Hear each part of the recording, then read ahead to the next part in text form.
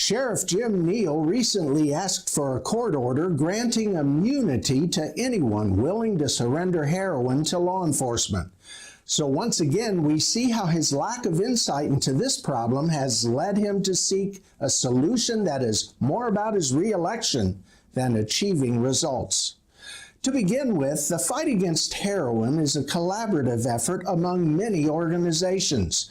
But Neal doesn't seem to have consulted with any of the stakeholders prior to seeking the entry. Did he discuss it with the head of the Hamilton County Heroin Task Force? Did he discuss it with the other police chiefs in the county? Did he consult any medical or healthcare professionals or the addiction treatment community? Or did he even consult the federal prosecutor who has concurrent jurisdiction over the distribution of illegal drugs?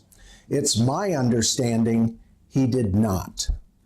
If Neal wanted to propose an immunity deal, he should have done so in the way that the immunity statute intended, granting immunity in exchange for either getting information on the dealer involved or in exchange for an agreement to enter into treatment. At least then the entry would have been designed to move us toward actual solutions. But let's be honest, no one's going to do this. Someone who is addicted to heroin doesn't take the drug to get high, they take it to keep from getting sick. So it's unlikely they would give up the one thing that allows them to maintain their status quo. And even if someone wanted to turn in drugs, I can't imagine that they would ever have been prosecuted even without the entry. I cannot think of a single instance in my 33 years of law enforcement experience where a police officer arrested someone for handing over their drugs. But as a result of this entry, I can predict that a large number of people who are caught with heroin are going to say that they were on their way to turn it in.